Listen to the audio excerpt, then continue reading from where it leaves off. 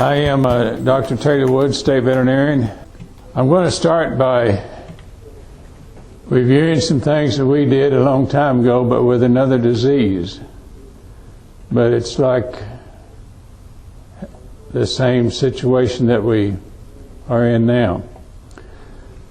In foot and mouth disease, we spent a lot of time as to what would happen if foot and mouth came to your farm. What would be the first thing that happened? Well, the first thing is that your kids don't go to school, your wife don't go to work or to the beauty shop,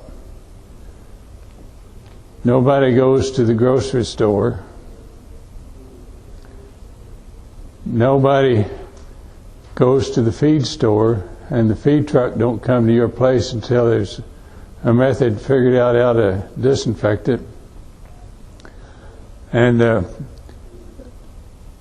the other thing is what happens to the animals? What about your dog?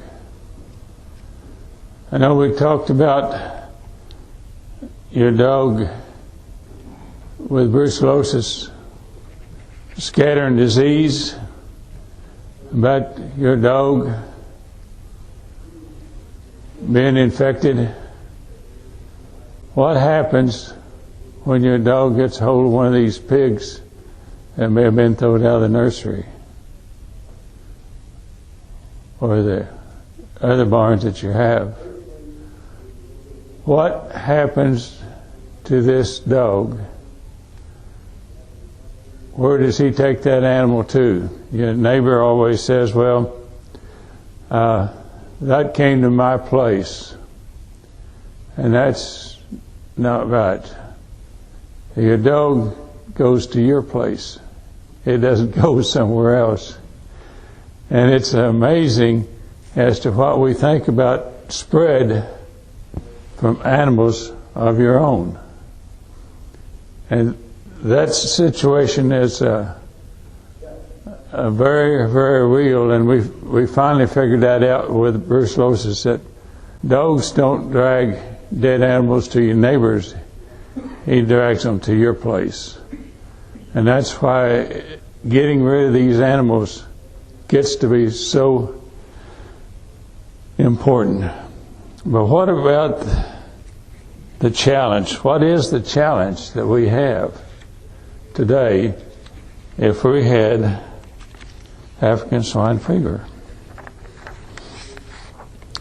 Well, we would have in Missouri, we have 6 million head moved out of Missouri yearly, down to 16,438 head a day.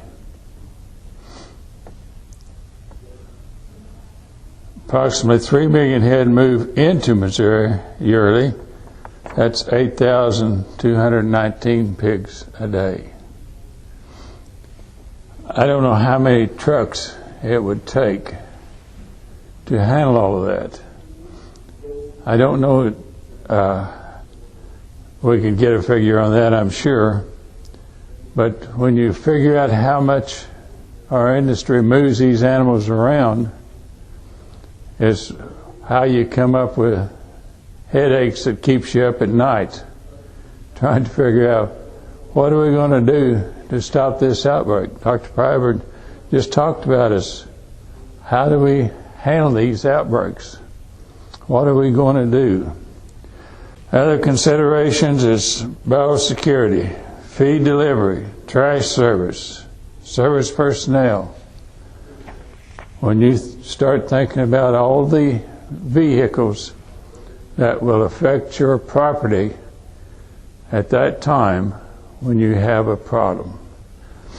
And Dr. Privert also said, what the first thing that happens, I can tell you the first thing that happened to Missouri, if we would get this, there'd be no movement. Nothing moves. We're not going to have any activity until I find out exactly what I have, how big it is, and also what happens. So what happens if you have a truckload of animals loaded up to go to slaughter, and I find out? We're going to stop that load from going until we can find out what happens. At the same time, I was with the department and was talking about foot and mouth disease.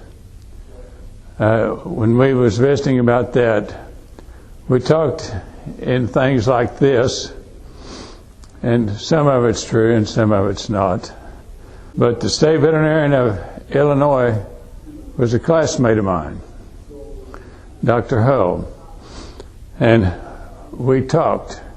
What would happen if the pigs that left last night to come to Missouri and be dispersed around to Illinois, Missouri, Kansas, wherever they're going?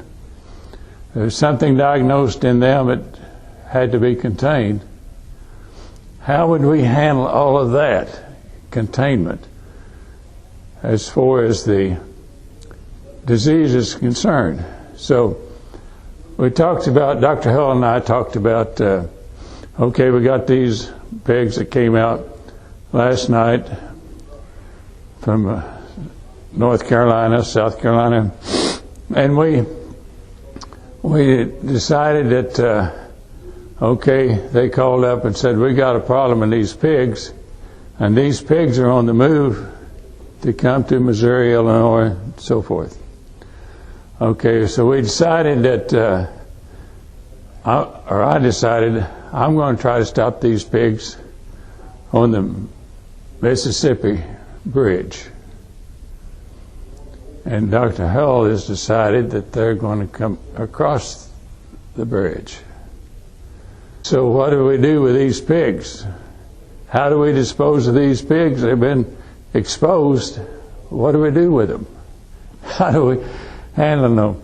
And it gets to be a problem. So we finally decided we'd just drown them in the Mississippi. But of course that really didn't work out too good. But they're going to have to go back or come over.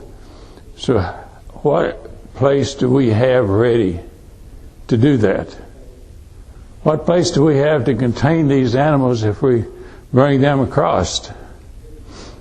Where is the containment going to be? So how are we going to do this?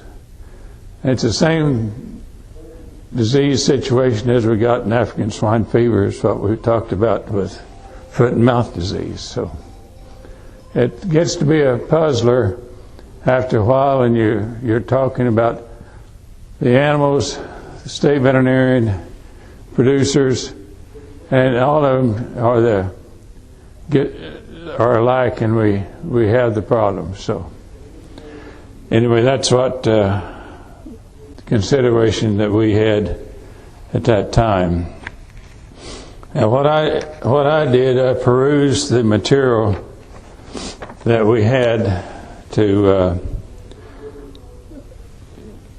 look over, and what I wanted to do is talk about what happens if we get a disease outbreak at my farm today. What is the thoughts, and how's that going to be?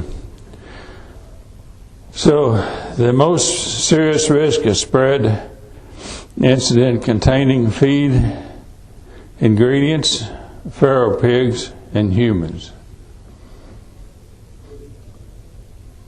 That's the most serious threat that we have for spreading the disease.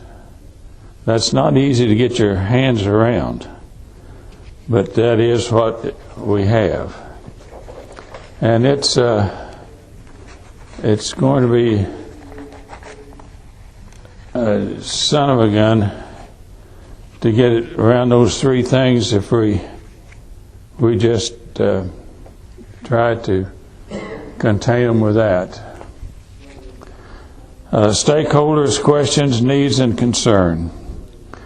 Even the projected daily capacity discussed 1,700 samples for NOMS, 1,800 for FADDL, may be insufficient to support a response large enough for ASF disease control. How big is ours? How many samples can we run a day? And I asked my laboratory down in Springfield, I haven't checked with the one at the university, but the one at Springfield said 400 a day. To me, that doesn't sound very much with all of our industry that we have to support that. Another thing it's asked about, the oral fluids cohorts need to be completed and proceeded for active daily surveillance and needs to be developed. In other words, there should be more oil testing done, and in order to get some of these other type of diagnosis in hand. And disease response strategies, we all need to do like Dr. Pyburn said. We need to have our premise numbers. It's so important for this. It's just almost a dire need. And Missouri, thankfully, is in pretty darn good shape because we do have a lot of our farms recorded with their premise numbers. And actually, that's about all I have.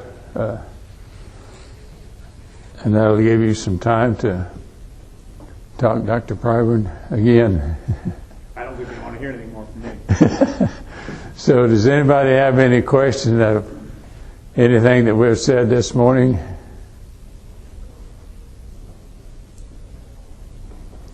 The biggest thing that I can ever say about any disease concerned is to be aware.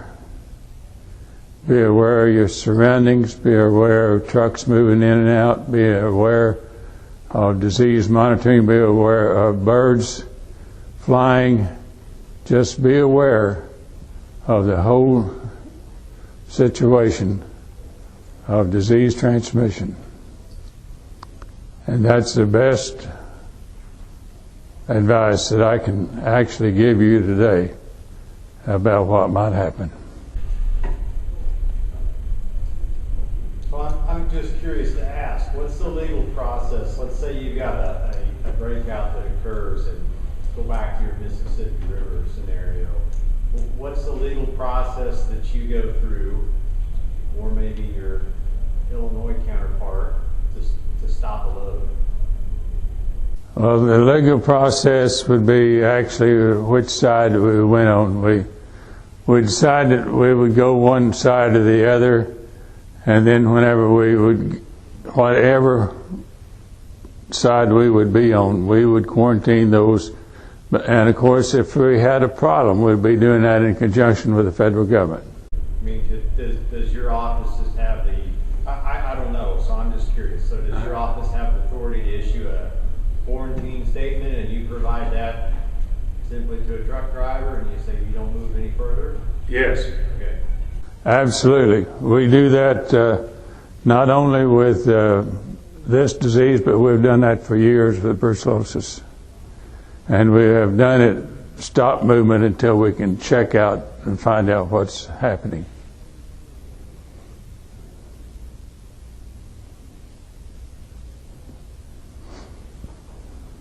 That's all. Let's give the gentleman a round of applause.